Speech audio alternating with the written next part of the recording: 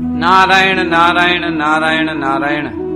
श्रीमद् भागवत पंचम स्कंध अथ पंचमोध्यायः, पांचवा अध्याय। ऋषभ जी का अपने पुत्रों को उपदेश देना और स्वयं अवधूत वृत्ति ग्रहण करना। श्री ऋषभ देव जी ने कहा, पुत्रों, इस मर्त्यलोक में यह मनुष्य शरीर दुखमय विषय भोग प्राप्त करने के लिए ही नहीं है। ये भोग तो विष्ठा भोजी सुकर कुकर आदि को भी मिलते ही हैं। इस शरीर से दिव्य तप ही करना चाहिए, जिससे अंतःकरण शुद्ध हो, क्योंकि इसी से अनंत ब्रह्मानंद की प्राप्ति होती है।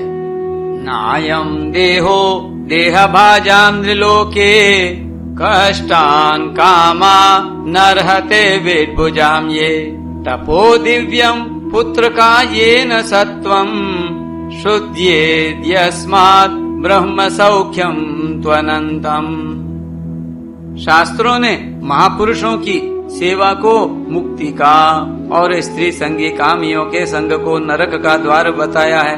महापुरुष वे ही हैं जो समान चित्त, परम शांत, क्रोधहीन, सबके हित चिंतक और सदाचार संपन्न हो।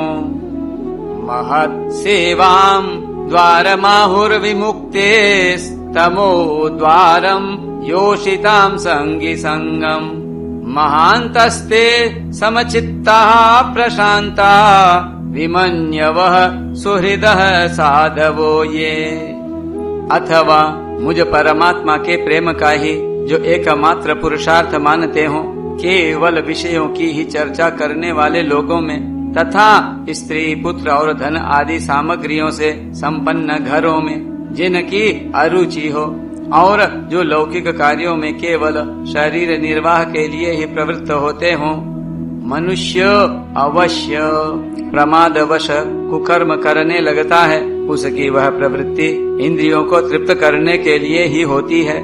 मैं इसे अच्छा नहीं समझता, क्योंकि इसी के कारण आत्मा को यह असत और दुखदायक शरीर प्राप्त होता है।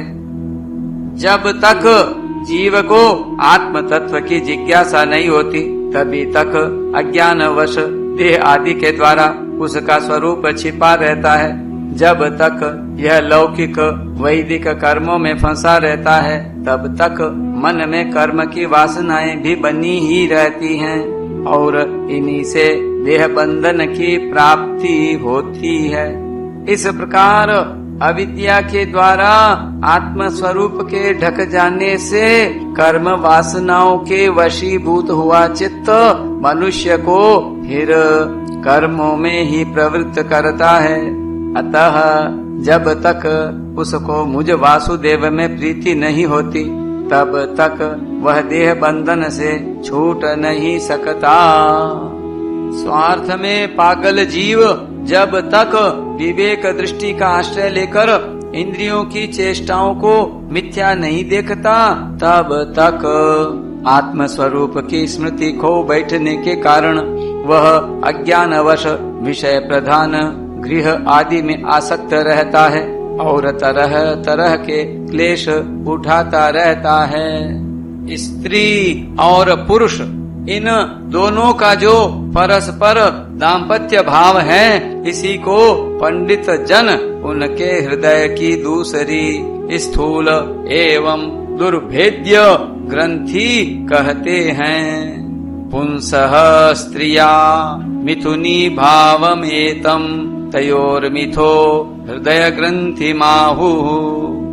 देहाभिमान रूपी एक एक सूक्ष्म ग्रंथि तो उनमें अलग अलग पहले से ही है।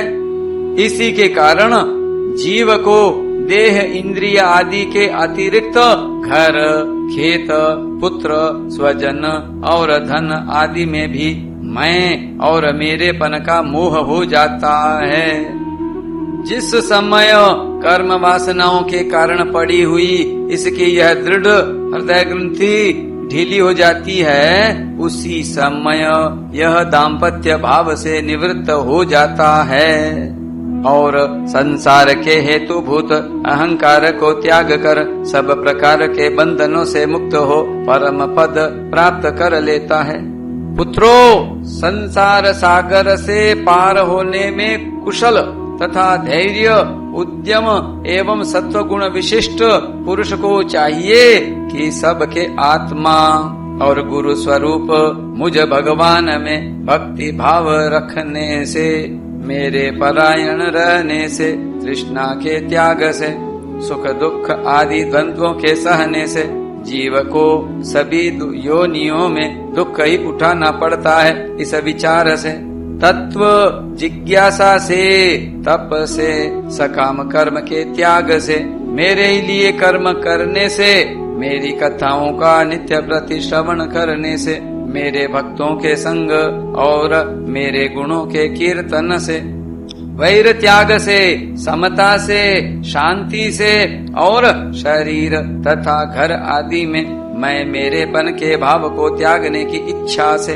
अध्यात्म शास्त्र के अनुशीलन से, एकांत सेवन से, प्राण इंद्रिय और मन के संयम से, शास्त्र और सत्पुरुषों के वचन में यथार्थ बुद्धि रखने से, पूर्ण ब्रह्मचर्य से, कर्तव्य कर्मों में निरंतर सावधान रहने से, वाणी के संयम से, सर्वत्र मेरी ही सत्ता देखने से, अनुभव ज्ञान सहित तत्व विचार से और योग साधन से अहंकार रूप अपने लिंग शरीर को लीन कर दे।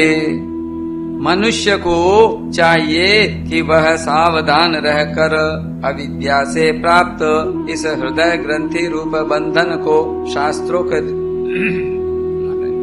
शास्त्रोक्त रीति से इन साधनों के द्वारा भली भांति काट डाले, क्योंकि यही कर्म संस्कारों के रहने का स्थान है। तदनंतर साधन का भी परित्याग कर दे। जिसको मेरे लोक की इच्छा हो अथवा जो मेरे अनुग्रह की प्राप्ति को ही परम पुरुषार्थ मानता हो, वह राजा हो तो अपनी अबोध प्रजा को, गुरु अपने शिष्यों को और पिता अपने पुत्रों को ऐसी ही शिक्षा दे। आज्ञा के कारण यदि वे उस शिक्षा के अनुसार न चलकर कर्म को ही परम पुरुषार्थ मानते रहें, तो भी उन पर क्रोध न करके उन्हें समझा बुझा कर कर्म में प्रवृत्त न होने दे। उन्हें विषयासक्ति युक्त काम्य कर्मों में लगाना तो ऐसा ही है जैसे किसी अंधे मनुष्य को जानबूझकर गड्ढे में ढकेल देना। इससे भला किस पुरुषार्थ की सिद्धि हो सकती है? अपना सच्चा कल्याण किस बात में है, इसको लोग नहीं जानते। इसी से वे तरह तरह की भोग कामनाओं में फंसकर तुच्छ क्षणिक सुख के लिए आपस में वैर ठान लेते हैं और निरंतर विषय भोगों के लिए ही प्रयत्न करते रहते हैं। वे मूर्ख इस बात पर कुछ भी विचार नहीं करते कि इस वैर विरोध के कारण नरक आदि अनंत घोर दुखों की प्राप्ति होगी। गड्ढे में गिरने के लिए उलटे रास्ते से जाते हुए मनुष्य को जैसे आंख वाला पुरुष उधर नहीं जाने देता, वैसे ही अज्ञानी मनुष्य को अविद्या में फंसकर दुखों की ओर जाते देखकर कौन सा दयालु और ज्ञानी पुरुष होगा जो जानबूझ कर भी उसे उसी राह पर जाने दे या जाने के लिए प्रेरणा करे। जो अपने प्रिय संबंधी को भगवद भक्ति का उपदेश देकर मृत्यु की फांसी से नहीं छुड़ाता, वह गुरु नहीं है, स्वजन स्वजन नहीं है, पिता नहीं है, माता नहीं है, इष्ट देव नहीं है और पति नहीं है। गुरुर्न स स्यात् स्वजनो न स स्यात्, पिता न स स्यात्, जननी न सा स्यात्, दैवं न तत्स्यान्, न पतिश्च स स्यान्, न मोचयेत् यः समुपेत मृत्युम्। मेरे इस अवतार शरीर का रहस्य साधारण जनों के लिए बुद्धिगम्य नहीं है। शुद्ध सत्व ही मेरा हृदय है और उसी में धर्म की स्थिति है। मैंने अधर्म को अपने से बहुत दूर पीछे की ओर ढकेल दिया है। इसी से सत्पुरुष मुझे ऋषभ कहते हैं।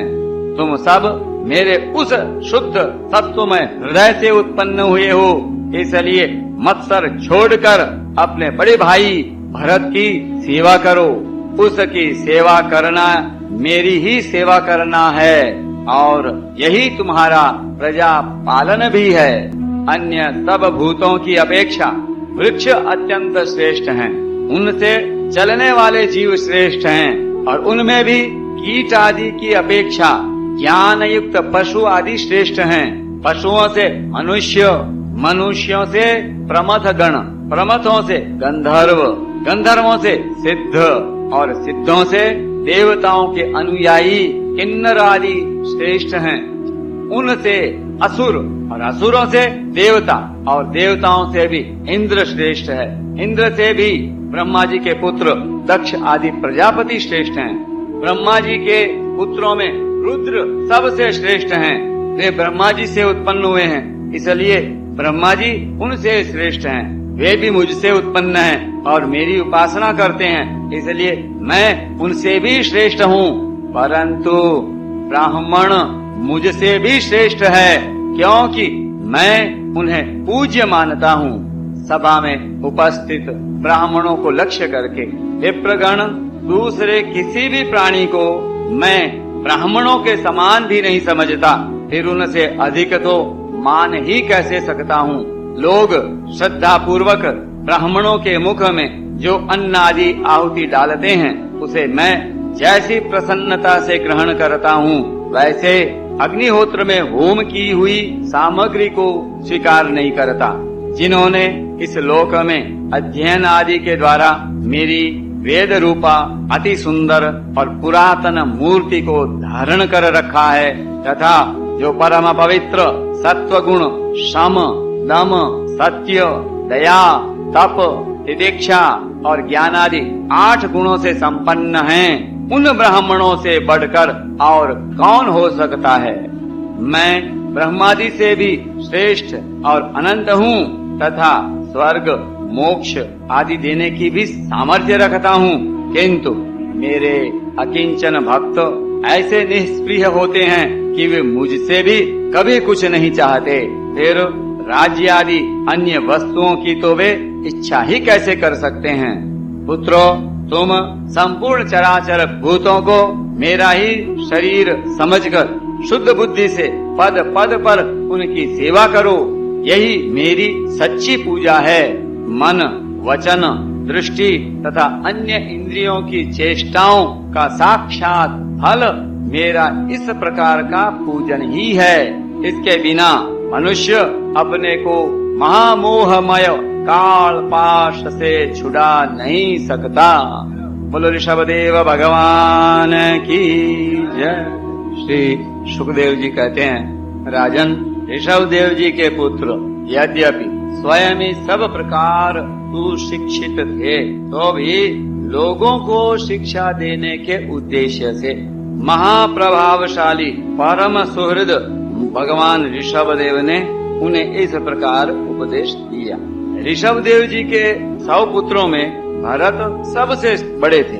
वे भगवान के परम भक्त और भगवत भक्तों के परायण थे। ऋषभदेव जी ने पृथ्वी का पालन करने के लिए उन्हें राजगद्दी पर बैठा दिया और स्वयं उपशमशील निवृत्ति परायण महामुनियों के भक्ति, ज्ञान और वैराग्य रूप परम हंसोचित धर्मों की शिक्षा देने के लिए बिल्कुल विरक्त हो गए। केवल शरीर मात्र का परिग्रह रखा और सब कुछ घर पर रहते हुए ही छोड़ दिया। अब वे वस्त्रों का भी त्याग करके सर्वथा दिगंबर हो गए। उस समय उनके बाल बिखरे हुए थे, उन्मत्त का सा वेश था। इस स्थिति में वे आहवनीय अग्निहोत्र की अग्नियों को अपने में ही लीन करके सन्यासी हो गए और ब्रह्मावर्त देश से बाहर निकल गए। वे सर्वथा मौन हो गए थे। कोई बात करना चाहता तो बोलते नहीं थे। जड़, अंधे, बहरे, गूंगे, पिशाच और पागलों की सी चेष्टा करते हुए वे अवधूत बने जहाँ तहाँ विचरने लगे। कभी नगरों और गांवों में चले जाते तो कभी खानों, किसानों की बस्तियों, बगीचों, पहाड़ी गांवों, सेना की छावनियों, गौशालाओं, अहीरों की बस्तियों और यात्रियों के टिकने के स्थानों में रहते। कभी पहाड़ों, जंगलों और आश्रम आदि में विचरते। वे किसी भी रास्ते से निकलते तो जिस प्रकार वन में विचरने वाले हाथी को मक्खियां सताती हैं, उसी प्रकार मूर्ख और दुष्ट लोग उनके पीछे हो जाते और उन्हें तंग करते। कोई धमकी देते, कोई मारते, कोई पेशाब कर देते, कोई थूक देते, कोई ढेला मारते, कोई विष्ठा और धूल फेंकते, कोई अधोवाई छोड़ते और कोई खोटी खरी सुनाकर उनका तिरस्कार करते। किंतु वे इन सब बातों पर जरा भी ध्यान नहीं देते। इसका कारण यह था कि भ्रम से सत्य कहे जाने वाले इस मिथ्या शरीर में उनकी अहंता ममता तनिक भी नहीं थी। वे कार्य कारण रूप संपूर्ण प्रपंच के साक्षी होकर अपने परमात्मा स्वरूप में ही स्थित थे। इसलिए अखंड चित्त वृत्ति से अकेले ही पृथ्वी पर विचरते रहते थे। यद्यपि उनके हाथ, पैर, छाती, लंबी लंबी बाहें, कंधे, गले और मुख आदि अंगों की बनावट बड़ी ही सुकुमार थी। उनका स्वभाव से ही सुंदर मुख स्वाभाविक सुंदर मुस्कान से और भी मनोहर जान पड़ता था। नेत्र नवीन कमल दल के समान बड़े ही सुहावने, विशाल और कुछ लाली लिए हुए थे। उनकी पुतलियां शीतल एवं संताप हारिणी थी। उन नेत्रों के कारण वे बड़े मनोहर जान पड़ते थे। कपोल, कान और नासिका छोटे बड़े न होकर समान एवं सुंदर थे तथा उनके अस्फुट हास्य युक्त मनोहर मुखार विंद की शोभा को देखकर पुर नारियों के चित्त में कामदेव का संचार हो जाता था। तथापि उनके मुख के आगे से जो भूरे रंग की लंबी लंबी घुंघराली लटें लटकी रहती थी, उनके महान भार और अवधूतों के समान धूल धूसरित देह के कारण वे ग्रह निशान पड़ते थे। जब भगवान ऋषभ देव ने देखा कि ये जनता योग साधना में विघ्न रूप है और इससे बचने का उपाय विभत्स वृत्ति से रहना ही है, तब उन्होंने अजगर वृत्ति धारण कर ली। वे लेटे लेटे ही खाने पीने, चबाने और मलमूत्र त्याग करने लगे। वे अपने त्यागे हुए मल में लोट लोट कर शरीर को उससे सान लेते, किंतु उनके मल में दुर्गंध नहीं थी, बड़ी सुगंध थी और वायु उस सुगंध को लेकर उनके चारों ओर 10 योजन तक सारे देश को सुगंधित कर देती थी। इसी प्रकार गौ, मृग और काक आदि की वृत्तियों को स्वीकार कर ये उन्हीं के समान कभी चलते हुए, कभी खड़े खड़े, कभी बैठे हुए और कभी लेटे लेटे ही खाने पीने और मलमूत्र का त्याग करने लगते थे। परीक्षित, परमहंसों को त्याग के आदर्श की शिक्षा देने के लिए इस प्रकार मोक्षपति भगवान ऋषभ देव ने कई तरह की योगचर्याओं का आचरण किया। वे निरंतर सर्वश्रेष्ठ महान आनंद का अनुभव करते रहते थे। उनकी दृष्टि में निरुपाधिक रूप से संपूर्ण प्राणियों के आत्मा अपने आत्म स्वरूप भगवान वासुदेव से किसी प्रकार का भेद नहीं था। इसलिए उनके सभी पुरुषार्थ पूर्ण हो चुके थे। उनके पास आकाश गमन, मनोजवित्व, मन की गति के समान ही शरीर का भी इच्छा करते ही सर्वत्र पहुंच जाना, अंतर्धान, पर काय प्रवेश, दूसरे के शरीर में प्रवेश करना, दूर की बातें सुन लेना और दूर के दृश्य देख लेना आदि सब प्रकार की सिद्धियां अपने आप ही सेवा करने को आईं, परंतु उन्होंने उनका मन से आदर या ग्रहण नहीं किया। नारायण नारायण नारायण।